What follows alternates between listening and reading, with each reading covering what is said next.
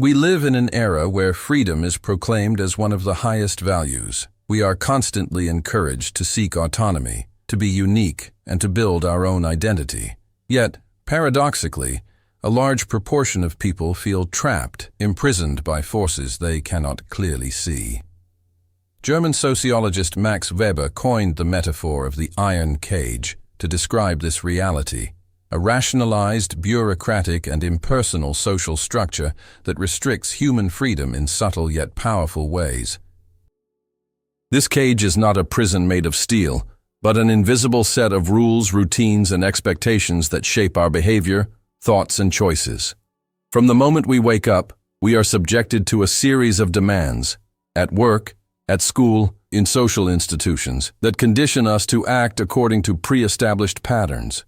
We become interchangeable cogs in a giant social machine. The paradox lies in the fact that, although we are trapped, we believe we are free. We are voluntary prisoners, absorbing and reproducing the logic of rationality and efficiency, without realizing that, in doing so, we give up our autonomy and our ability to act genuinely and spontaneously. Routine, pressure for results, and social conformity create an invisible prison from which few can escape. The iron cage phenomenon is directly linked to the process of rationalization of modern society, a central concept in Max Weber's thought. Rationalization refers to the increasing dominance of logic, calculation, efficiency, and control over all aspects of social and economic life. Historically, the traditional world was guided by traditions, religious beliefs, and cultural practices that gave meaning to human existence. With modernity, these forms were progressively replaced by bureaucratic and technical systems based on clear rules, predictability, and specialization. Weber identified bureaucracy as the ideal model of social organization, characterized by a hierarchical structure, division of labor, and impersonal rules. It offers clear advantages, such as standardization of processes, predictability of actions, and efficiency in administration, but it also implies strict control over individuals who come to be seen as functions rather than people. Rationalization permeates not only public and private institutions, but also everyday life, imposing an instrumental logic in which everything is calculated and measured, from time spent to money invested, including personal productivity. This system creates a kind of invisible prison. Although it offers comfort and security, it imprisons spontaneity, creativity, and freedom of choice. The programmed routine, the excessive focus on results, and the need for conformity transform the individual into a task executor, often disconnected from his or her true will. But the most frightening thing is that this imprisonment is voluntary. We ourselves accept the rules of the cage because they provide a sense of order and security in a complex and unpredictable world. Another crucial aspect of Max Weber's analysis that contributes to the feeling of invisible imprisonment is the concept of disenchantment of the world, Entzauberung der Welt. This is the transition from a vision of a magical world, full of symbolic meanings, to a reality dominated by reason, science, and cold logic. In the traditional era, the world was understood as a sacred space, filled with spiritual forces and rituals that gave meaning to life. This mystical vision created a deep connection between the individual and the cosmos, giving purpose and value to human actions. With the advancement of modernity, this dimension was lost, replaced by scientific explanations and bureaucratic mechanisms that reduce everything to numbers, rules, and processes. Charm and mystery were replaced by calculation and predictability. This disenchantment causes a deep feeling of emptiness and alienation. The world loses its magic, and life begins to be lived according to material goals and mechanical routines. The loss of spiritual meaning is one of the roots of the existential angst that many experience. The iron cage does not only imprison the body, but also the spirit.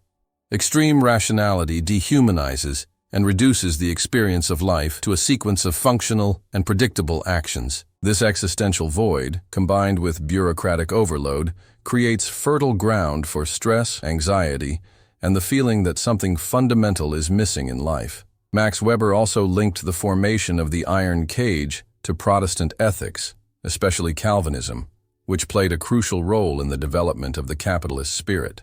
The Protestant ethic values hard work, discipline, and frugality as signs of divine election, creating a constant pressure for productivity and material success. In this context, the individual is forced to work tirelessly, often sacrificing his health, personal relationships, and leisure in the name of duty. Work ceases to be an activity for sustenance or personal fulfillment and becomes an end in itself, a moral test that must be rigorously fulfilled. This internalization of discipline and control makes the cage even stronger, because the prisoner is not only trapped by external structures, but also voluntarily imprisons himself within a rigid morality that values efficiency over well-being. Thus, modernity produces a form of internal slavery, where freedom seems an unattainable ideal, as the individual is trapped not only by the system, but also by his own convictions and fears. The overload of responsibilities and constant self-demand can lead to physical and mental exhaustion, a phenomenon now widely recognized as burnout. This ethical dimension of the invisible prison is one of the central elements for understanding why so many feel suffocated by routine and social pressure. In modern times, Max Weber observes that individuals no longer live a unified existence, but rather fragmented into multiple roles and identities. This multiplicity is the result of the growing specialization of work and the complexity of social relationships, which require different behaviors depending on the context. At work, in the family, on social networks, among friends. Each social role demands a persona, a specific set of attitudes and behaviors that are not always aligned with the individual's personal essence. This fragmentation can generate a feeling of internal disconnection, where the person feels divided and does not truly integrate their social selves. The constant effort to reconcile these multiple identities creates emotional and mental tension, often leading to exhaustion and a feeling of existential emptiness. Authenticity is lost in the face of the need for constant adaptation, and freedom seems to fade away in the multiplicity of external demands. Furthermore, the social pressure to fulfill these roles and maintain a coherent image reinforces the invisible cage. The individual becomes an actor, acting out an imposed script, and spontaneity and freedom of choice are limited. Weber does not suggest easy solutions to this dilemma, but highlights the importance of recognizing fragmentation so that we can seek ways to rescue coherence and authenticity, even in a rationalized world. Despite the oppressive system that Weber describes, there is always room for resistance and the search for authenticity. Awareness of the iron cage is the first step towards liberation. Recognizing that we are trapped is essential to wanting to change. This resistance does not have to be a radical break with society, but it can be a constant effort to find small spaces of freedom within the system. Cultivating moments of creativity, reflection, and genuine connection with other people helps to counterbalance the mechanicality of bureaucratic life. Recovering practices and values that bring meaning, such as art, spirituality, and philosophy, can restore some of the enchantment lost in modern disenchantment. Even in the face of rationalization, it is possible to create meaning and authentic human experience. Another form of resistance is the conscious criticism of social structures, questioning rules, habits, and priorities that do not serve the individual's overall well-being. This can manifest itself in personal choices, such as working less, valuing leisure, and cultivating true relationships. Weber also highlights the role of solidarity and communities as support for resistance, as authentic human connection strengthens the individual against isolation and alienation. This search for authenticity is challenging, but necessary to prevent the cage from becoming an absolute prison for the soul. The advancement of rationality and bureaucracy has brought undeniable benefits to civilization. It has increased productivity, organized the functioning of cities, expanded knowledge, and enabled technological development. However, this progress has come at a high price for humanity, which Max Weber symbolizes in the metaphor of the iron cage. As machines, systems, and institutions become more complex and efficient, humans risk being reduced to mere operators of these systems, losing their identity, autonomy, and creativity. The impersonal social machine values performance and conformity, leaving little room for error, leisure, and experimentation. This scenario generates a growing sense of dehumanization, where the individual no longer recognizes himself in the role he plays, feeling alienated from himself and the world around him. The rationality that should serve life, paradoxically, threatens to crush it. Weber warns that modernity is not just an era of technical advances, but of profound ethical and existential challenges. The central question is not whether we can escape progress, but how to preserve humanity within it.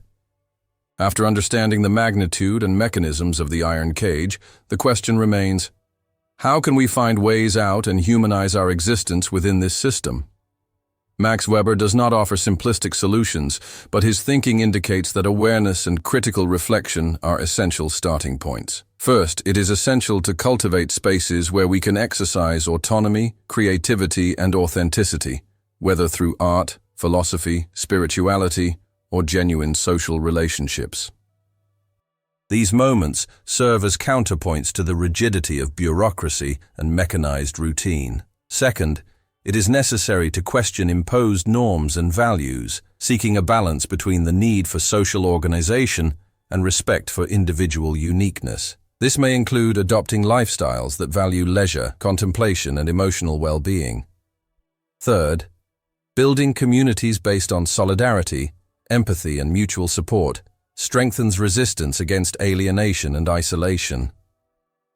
A sense of belonging and collective support are essential to preserving humanity in the face of dehumanization. Finally, recognizing that complete freedom may be an unattainable ideal in modern times, but that the search for small, everyday freedoms already represents a significant victory. The iron cage may be invisible and suffocating, but human life is marked by the capacity for adaptation, creativity, and hope. Even when imprisoned, we can find gaps to live with meaning, freedom, and fulfillment.